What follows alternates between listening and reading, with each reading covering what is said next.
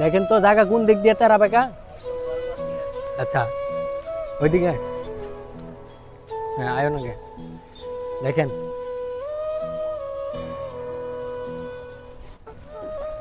এতটুক জায়গা এতটুক জায়গা বিক্রি করো।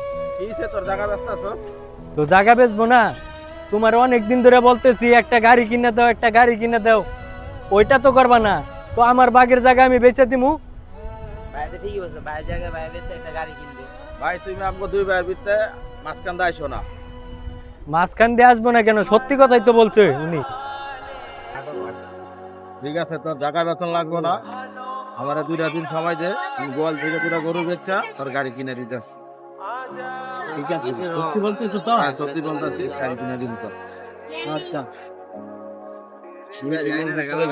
গাড়ি কিনবে। ও দাদা 2 দিনের ভিতরে কিন্তু আমাকে গাড়ি কিনে দিতে হইব। ঠিক আছে, তোরা কথা দিলাম 2 দিনের ভিতরে আমি গাড়ি কিনে দিব।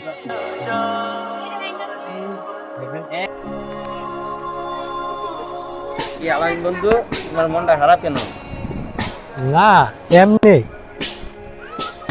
কিছু ভালো লাগতেছে না। আচ্ছা থাক বন্ধু, যাই।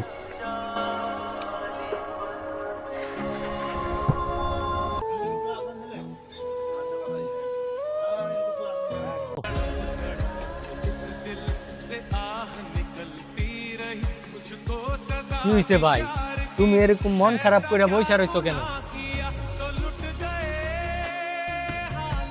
আরে মন খারাপ না রে, তোর কথাই ভাবতেছি। আমি চাই না আমার ছোট ভাইরা কোনো একটা দুর্ঘটনা ঘটে। বাপ মা মারা যাওয়ার পর তোর কথা চিন্তা করে আমি এখনো বিয়েই করিনি। যদি আমার বউ তোরে দেখতে না পারে।